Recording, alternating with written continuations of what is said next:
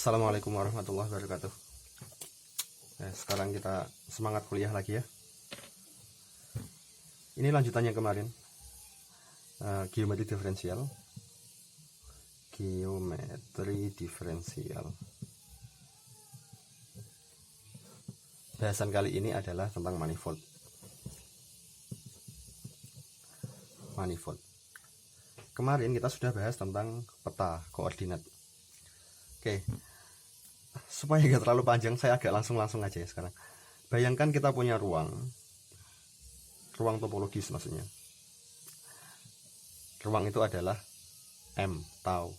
Ruang topologis dengan topologi tau, gitu. Kemudian kan kita kemarin sudah membicarakan tentang peta, gitu ya. Ada wakilan lokal dari suatu suatu himpunan terbuka di M itu. Ini dari himpunan terbuka di M itu U menuju ke suatu R pangkat M ya, ruang R pangkat M.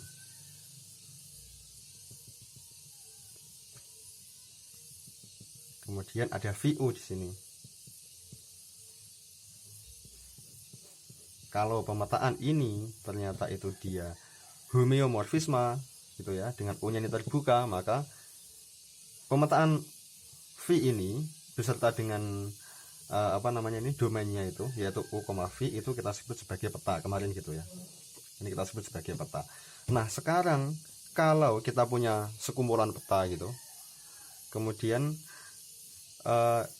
domainnya, ini kan domainnya U ya misalnya. Kita punya U, kemudian ada V, ada W, dan sebagainya. Terus kita gabungkan itu semua domainnya itu.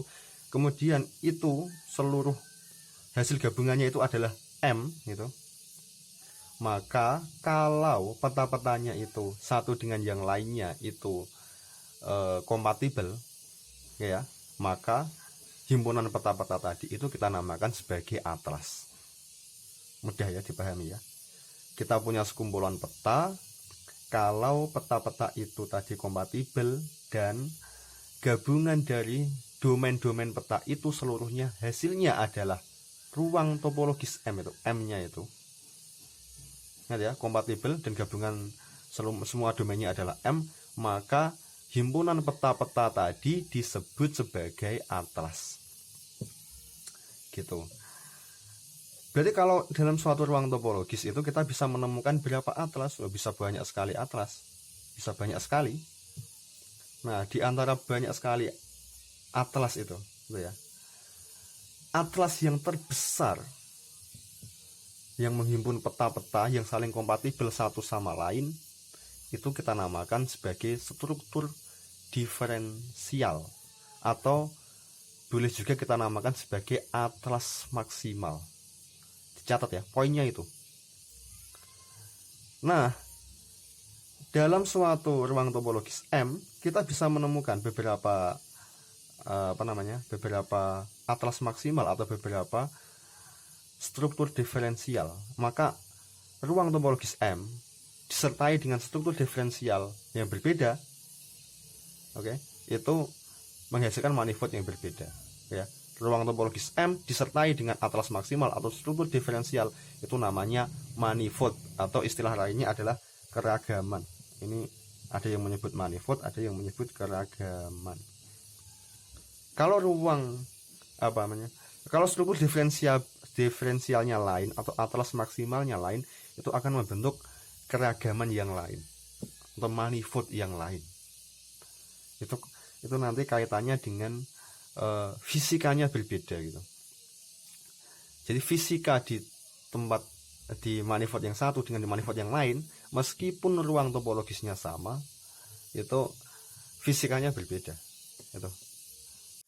Saya ulangi ya definisi atlas tadi supaya lebih jelas. Definisi atlas.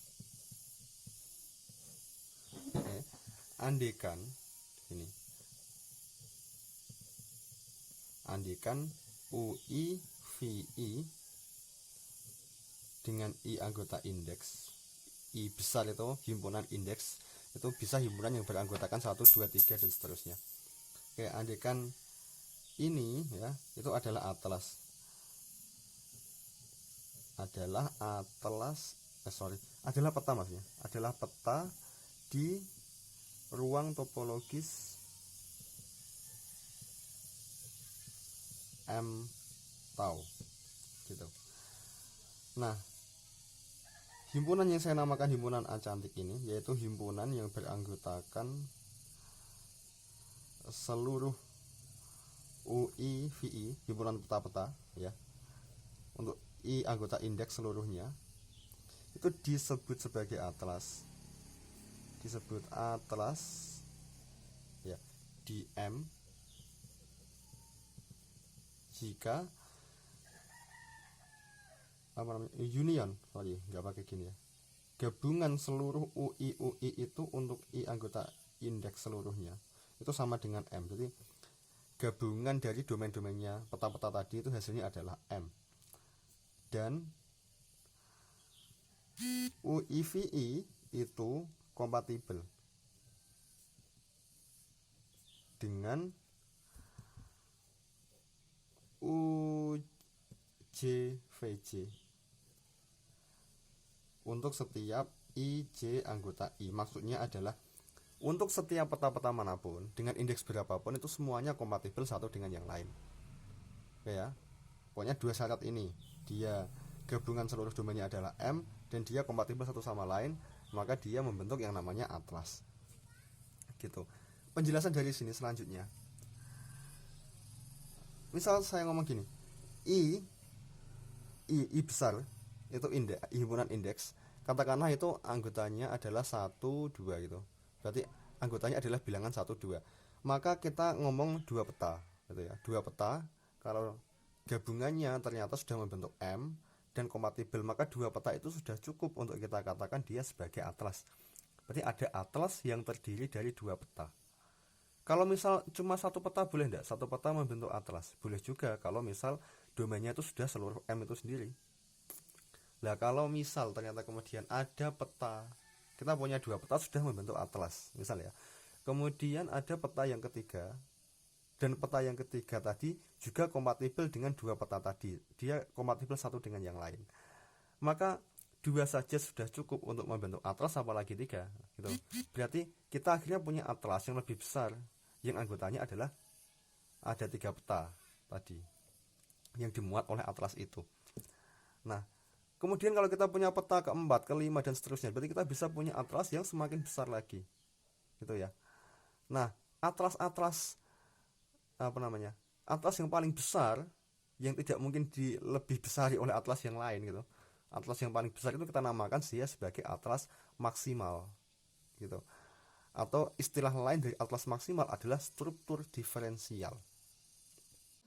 Poin pentingnya di sini adalah bahwa setiap atlas pasti dimuat oleh suatu atlas maksimal, atau kita punya atlas pasti ada atlas maksimal yang memuat atlas itu. Ada teorema yang menjamin seperti itu. Ya, setiap atlas pasti dimuat oleh atlas maksimal.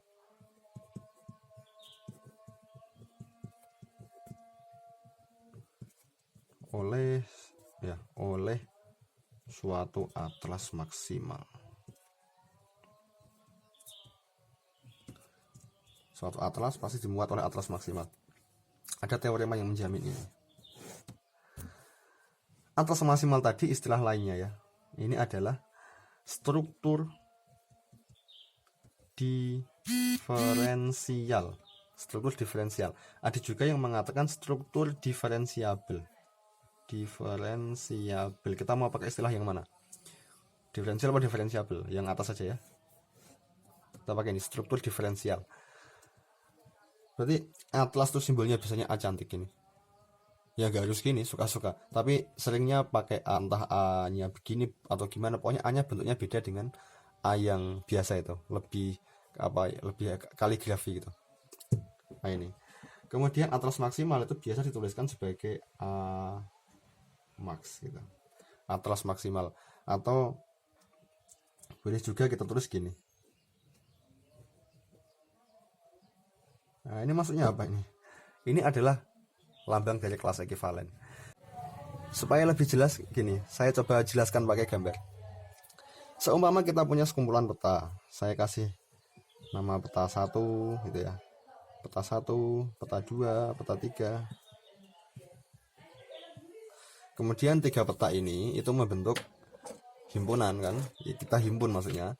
Itu membentuk atlas. Saya kasih gambar merah. Ini atlas terdiri dari 3 peta, misalnya gitu. Kemudian ada peta lagi yang keempat. Peta 4. Ada peta 5.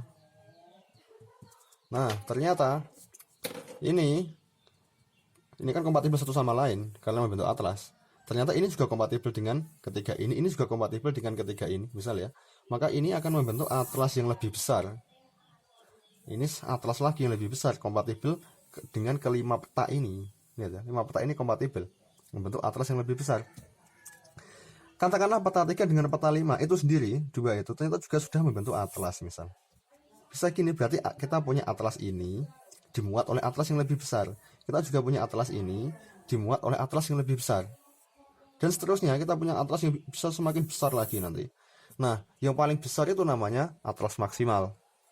Jelas ya, walaupun kita nggak bisa menyebutkan berapa terdiri dari berapa petakah di atlas maksimal itu. Tapi yang jelas atlas maksimal itu pasti ada. Kemudian, kalau ternyata ada peta, ini kan 1, 2, 3, 4, 5 ya. Sekarang ada peta ke-6. Peta ke-6 itu kompatibel dengan beberapa dari dia, tapi tidak kompatibel dengan seluruhnya misalnya. Maka dia tidak berasal dari atlas maksimal yang tadi.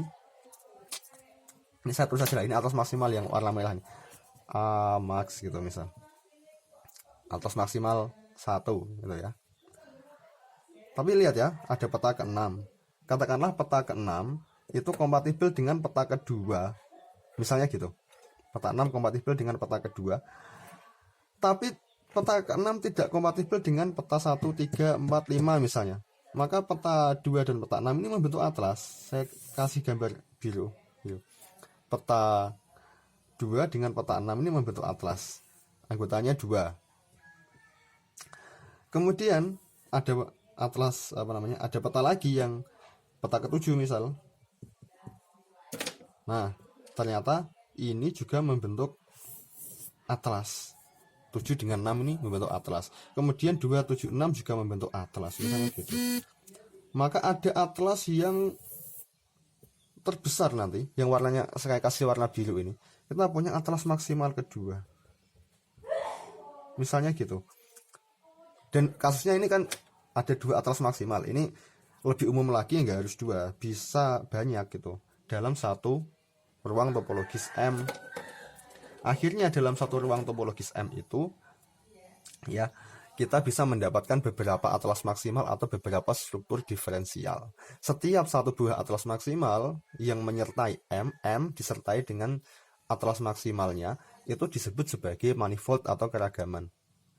M disertai dengan atlas maksimal yang lain membentuk keragaman yang lain. Jelas ya.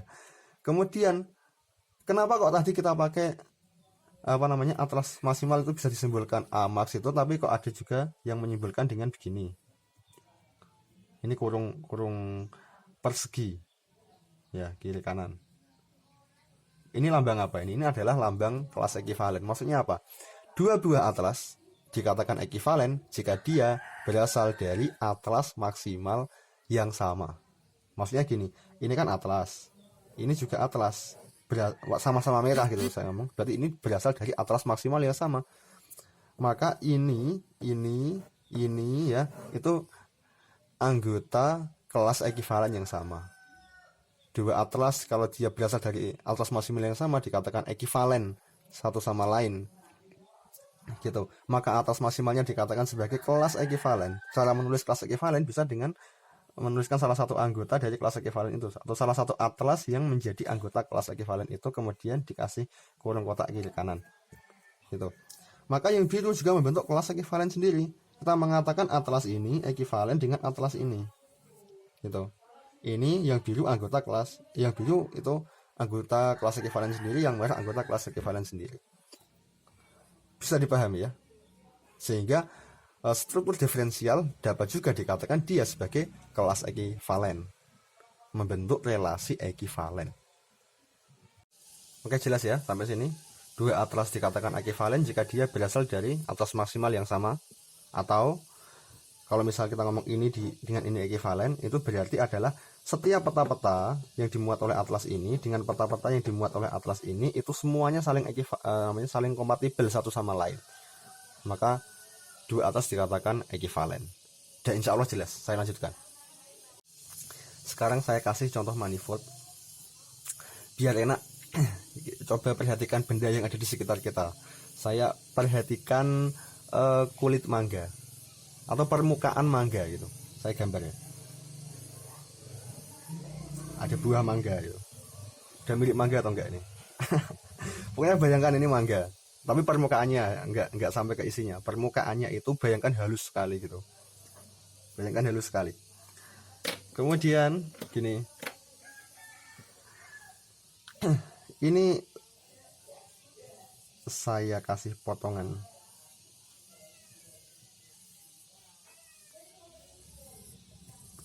Ya. Ini kalau saya kasih batas gini, muter kulit mangga itu. Ya. Kemudian kan jadi dua bagian ini, yang atas sama yang bawah. Nah, saya ngomong yang bawah ini.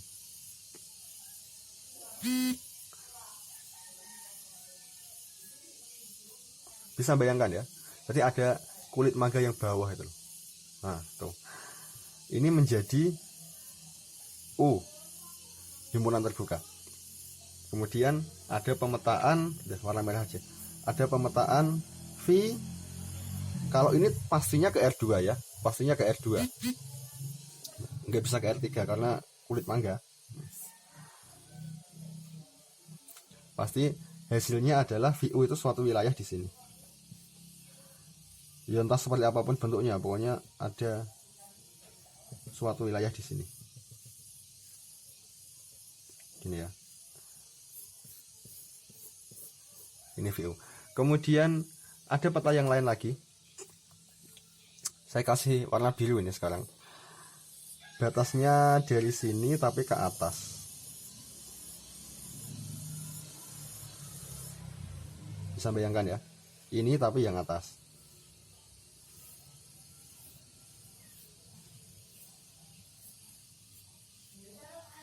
Bisa bayangkan ya, ini kan yang merah yang bawah, yang biru ini yang ke atas. Kemudian ada peta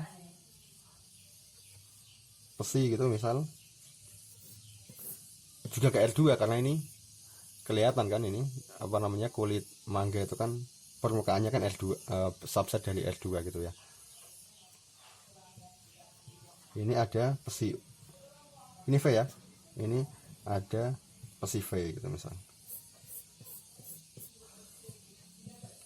Besi V. Lihat, antara U dengan V ini kalau digabung itu sudah membentuk satu permukaan mangga itu. Saya kasih M, sama nama M. Ini. Dan ini ruang topologis ya. Bayangkan dengan topologi alamiah yang diwarisi dari R3 misalnya gitu. Maka kalau misal antara ini dan ini kompatibel, ya, maka U V ya, himpunan yang beranggotakan ini dan V besi ini sudah membentuk atlas A. Tapi kan atlas A itu adalah dimuat oleh atlas yang lebih besar lagi. Nanti ada atlas yang maksimal yang kita nggak bisa tuliskan, cuman itu ada. Nah kemudian M-nya ini ya, M-nya ini tulis lagi, M disertai dengan atlas maksimal ini disebut sebagai manifold atau keragaman ya. Atlas maksimal ini boleh juga saya tulis sebagai kelas ekivalen yang mengandung atlas ini. Jelas ya. Atlas ini anggota kelas ekivalen ini. Atau atlas maksimal ini boleh saya tulis sebagai kelas ekivalen ini, sama aja. Ini cuma cara penulisan. Inilah yang disebut sebagai manifold. Gitu. Atlas maksimalnya banyak peta maksudnya ya, nggak cuma dua ini. Ini kan contoh atlas terdiri dari dua peta yang dimuat oleh atlas maksimal ini. Ini adalah contoh manifold atau keragaman itu. Jelas sekali ya. Tadi selama ini kan kita ngomong kalau manifold itu adalah suatu ruang topologis disertai dengan atlas maksimal atau struktur diferensial. secara kata-kata yang lebih gampang, orang biasa mengatakan gini, manifold adalah suatu ruang topologis yang secara lokal dia itu mirip dengan R pangkat M. Mirip tuh gimana maksudnya? Miripnya tuh karena ada peta kan ada homeomorfisme itu ya. Itu miripnya tuh pakai homeomorfisme itu. Kita mengatakan U yang bawah, ini kan secara lokal ya. Secara lokal itu bagian bawah ini yang warna merah ini itu mirip dengan ini. Bagian yang atas yang warna biru mirip dengan ini. Itu bahasa apa ya, definisinya kurang tepat tapi lebih mudah untuk memahami hakikat manifold itu. Jadi manifold adalah ruang topologis yang secara lokal dia mirip dengan R pangkat M. Miripnya itu kalau 2 ya 2. Ini mirip dengan R pangkat 2, ini mirip dengan R pangkat 2. Ya. Enggak, kalau ini mirip dengan R pangkat 2, ini mirip dengan R pangkat 3. Nanti ada secara lokal lagi yang enggak mirip dengan R pangkat M. Apa itu misal? Nah, setelah ini, kalau ini saya bahas lagi agak susah. Saya kasih contoh lagi setelah ini. Coba perhatikan ini sekarang. Kalau misal saya buat kerucut ini.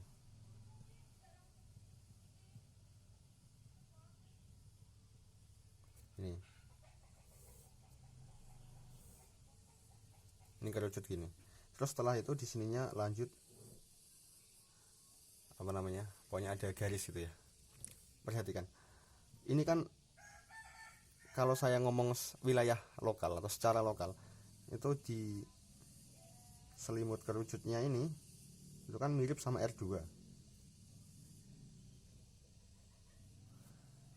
Wilayah ini itu kan mirip sama R2, atau kita bisa membuat suatu homeomorfisme dari sini ke R2 itu.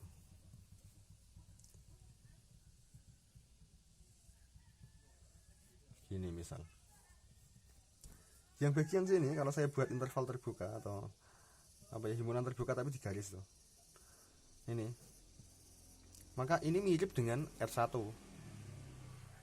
Satu gimana? Garis gini ya. Mirip dengan R1. Nah, kalau sekarang saya ngomongnya wilayah ini. Dari sini sampai sini. Berarti ini kena. Ini mirip dengan R berapa ini? Ya. Ada R2 ketemu R1 ini mirip R berapa? Enggak jelas. Maka ini bukan contoh manifold yang seperti ini. Kalau manifold itu pasti mirip dengan R pangkat M. M-nya tetap kalau 2 ya 2, kalau 1 ya 1. Kalau enggak seperti ini. Ini karena wilayah ini enggak mirip dengan R pangkat M dengan M berapapun. Gitu. Ini bukan manifold. Ingat ya, definisi manifold secara kasar ya. Tapi untuk memudahkan itu, manifold adalah ruang topologis yang secara lokal itu mirip dengan R pangkat M itu, dengan sesuatu M tertentu. Oke, ini cara gampangnya. Oke, sudah stop sampai sini videonya. Yang penting esensinya kena. Tujuan dari video ini adalah menjelaskan definisi manifold. Nanti kalau sudah paham, buat video baru lagi. Ya, pelan-pelan. Yang penting paham. Oke ya, terima kasih. Assalamualaikum warahmatullahi wabarakatuh.